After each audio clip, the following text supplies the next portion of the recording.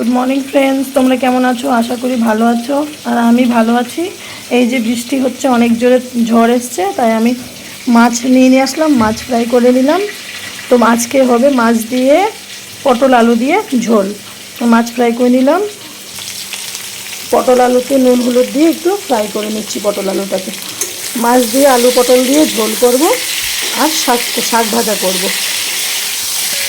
ডাল আছে ঘরে, ফ্রাই হবে আজকে আমাদের লাঞ্চ। পটল আলুটাকে কেটে নিলাম, কেটে নিয়ে নুন হলুদ দিয়ে পটল আলুটাকে ফ্রাই করে নিচ্ছি। এই পটল আলুটা ফ্রাই হয়ে গেলে তারপর আমি মাছের ঝোলটা বানাবো। তো ফ্রেন্ডস, আমি এখন কাঁচা লঙ্কা আর পেঁয়াজ কালো জিরে দিয়ে দেবো ফোড়নে। এই যে কালো জিরে দিয়ে দিচ্ছি, অত বেশি দেবেন না, তাহলে তেতো হয়ে যাবে। যে কালো জিরে দিয়ে দিলাম, পেঁয়াজ, কাঁচা লঙ্কা, পেঁয়াজ কুচি রেখেছিলাম, আর কাঁচা লঙ্কা দিয়ে দেবো।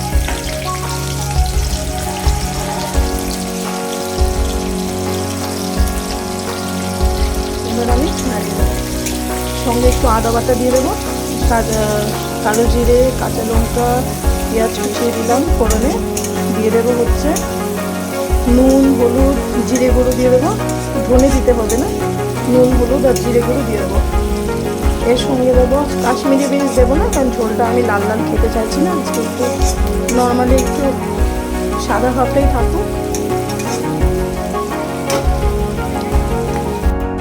সো ফ্রেন্ডস, আমি আদা বাটাটাও দিয়ে দিলাম, আর সঙ্গে হচ্ছে আমি একটু হলুদ দিয়ে দিচ্ছি, জিরে গুঁড়ো দিয়ে দেবো। হলুদ দিয়ে দিলাম, একটু জিরে গুঁড়ো দিয়ে দেবো।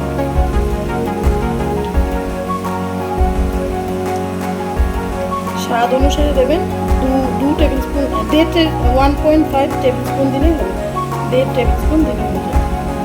আমার চামচটা ছোটো, তাই আমি একটু বেশি দিচ্ছি।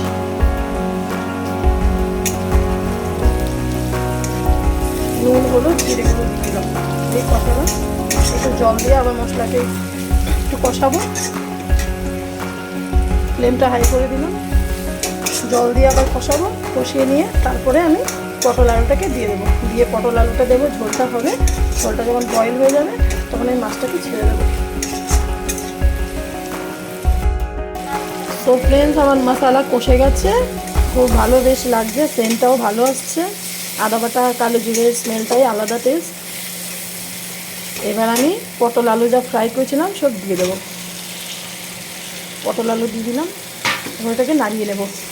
নাড়িয়ে নিয়ে মশলার সাথে আলু পটলটাকে মিক্স করে নেব। মিক্স করে নিয়ে তারপর আমি কষিয়ে নেব। কষিয়ে নিয়ে তারপর একটু জল দিয়ে দেবো। দিলে আলুটা একটু বয়েল হয়ে যাবে, ঝোলটা একটু বয়েল হবে। তারপর আমি মাছটা লাস্টে দিয়ে ছেড়ে দেবো। নামানোর 5-7 মিনিট আগে মাছটা দিয়ে দেবো। মাছগুলোকে খুব কড়াভাবে ফ্রাই করলাম, ওই জন্যে সেটাকে আমি কষিয়ে নিচ্ছি ভালোভাবে। আর আলুটা পটলের সাথে কষে গেছে, এবার আমি একটু জল দিয়ে দেবো। এবার জল দিয়ে ঢাকা দিয়ে দেবো। এটা একটু বয়েল হতে থাকবে। বয়েল হয়ে গেলে তারপর মাছগুলো দিয়ে দেবো লাস্টে, নামানোর আগে মাছ দিয়ে দেবো। এখন একটু জল দিয়ে দেবো, জল হয়নি, কম হয়ে গেছে, আর একটু জল দেবো। একটু ঝোল ঝোল রাখতে চাইছি আজকে, তাহলে বয়েল হবে। এবার আমি ঢাকা দিয়ে দেবো, তারপরে আমি নামানোর সময় মাছটা দিয়ে দেবো। এখন ফ্লেমটা লো করে দেবো। সো ফ্রেন্ডস, মাছের ঝোল তো ভালো বয়েল হয়ে গেছে। এবার আমি মাছগুলোকে ছেড়ে দেবো একটা একটা করে।